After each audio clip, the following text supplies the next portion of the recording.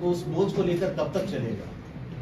ये मेरी मजबूरी हो गई कि जो कृत्य मैंने किया ही नहीं, जो काम मैंने किया ही नहीं, उस बोझ को लेकर मैं कब तक आगे बढ़ सकता हूं?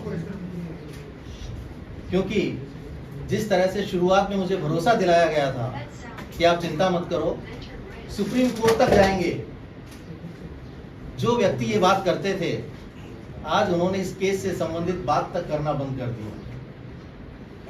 तो ऐसे में मैं क्या करूंगा? पिछले 3 वर्ष से लगातार प्रताड़ना झेल रहा हूं।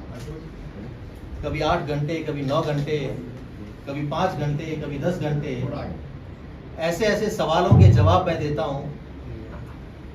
और जिसने आज तक जो कहा, जो निर्देश मिले, सिर्फ उन्हीं की पालना की। लेकिन आज इस स्थिति में पहुंच गया हूं कि मैं इस प्रताड़ना को और इस मानसिक टॉर्चर को मैं और मेरा परिवार क्यों बर्दाश्त करें? जिन परिस्थितियों में वो सारे काम हुए, उस वक्त मेरी जिम्मेदारी थी कि मैं उन कर्तव्यों का निर्वहन करूं, क्योंकि किसी व्यक्ति ने मुझ पे भरोसा करके अपनी कोई चीज़ सौंपी थी और मेरा दायित्व बनता था कि मैं उस भरोसे को बरकरार रखूं। और मैंने वो आज तक किया भी। मैंने पूरी तरह से उस भरोसे को बरकरार रखा, उसे बनाए रखा।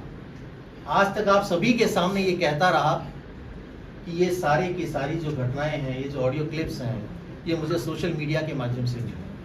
जब भी आप लोगों ने मुझसे पूछा या किसी भी जांच एजेंसी ने मुझसे पूछा, मैंने हर बार एक ही जवाब दिया कि सोशल मीडिया के माध्यम से मुझे ये क्लिप्स मिली। लेकिन वास्तविकता ये नहीं है।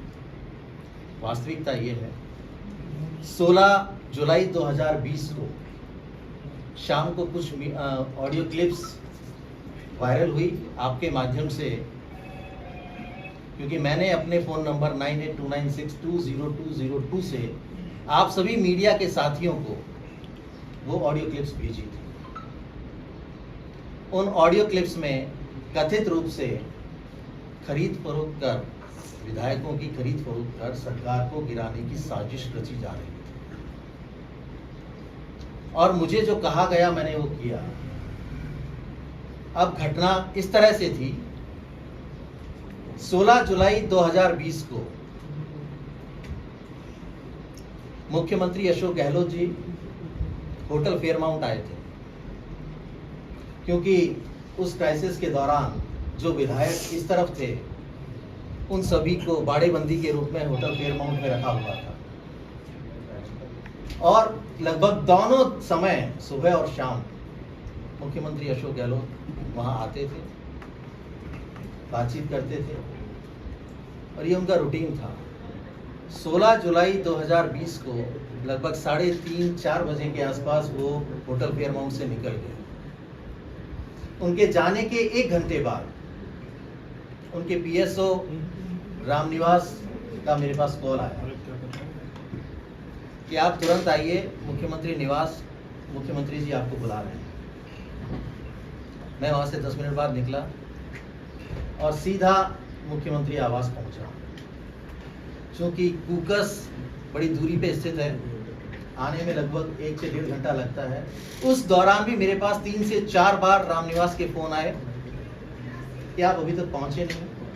मैं तुरंत जब वहाँ पहुँचा तो मैंने देखा कि पिंक हाउस के चैम्बर में मुख्यमंत्री अशोक गहलोत मेरा इंतजार कर रहे हैं। जैसे ही मैं वहाँ पहुँचा, इस वाक्य को नोट कीजिएगा सभी, जैसे ही मैं वहाँ पहुँचा, मुख्यमंत्री अशोक गहलोत ने मुझे ये पेन ड्राइव और एक ये टाइप पेपर दिया। इस पेन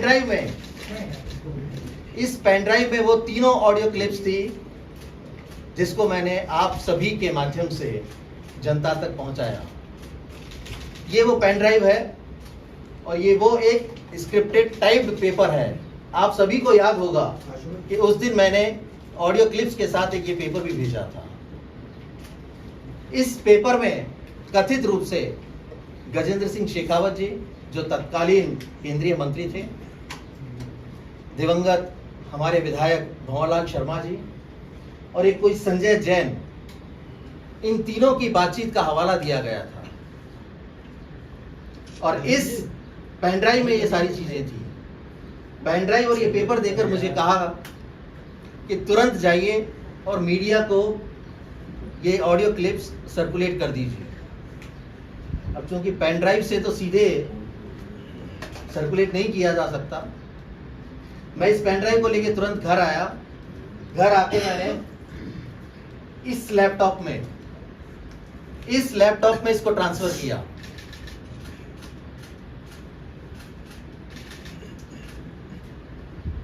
और लैपटॉप से मैंने ऑडियो क्लिप्स को अपने फोन में लिया और उस फोन के द्वारा आप सभी को, जो हमारे मीडिया के साथी हैं, उनको मैंने वो ऑडियो क्लिप्स सर्कुलेट की। तो ये ऑडियो क्लिप्स मुझे सोशल मीडिया के माध्यम से नहीं मिली। मुख्यमंत्री अशोक गहलोत ने इस पेन ड्राइव के जरिए मुझे ये सारी ऑडियो क्लिप्स दी और ये कहा कि मीडिया को आप सर्कुलेट कर दीजिए, और मैंने वो काम किया। अगले दिन अखबारों में जिस तरह से खबरें छपी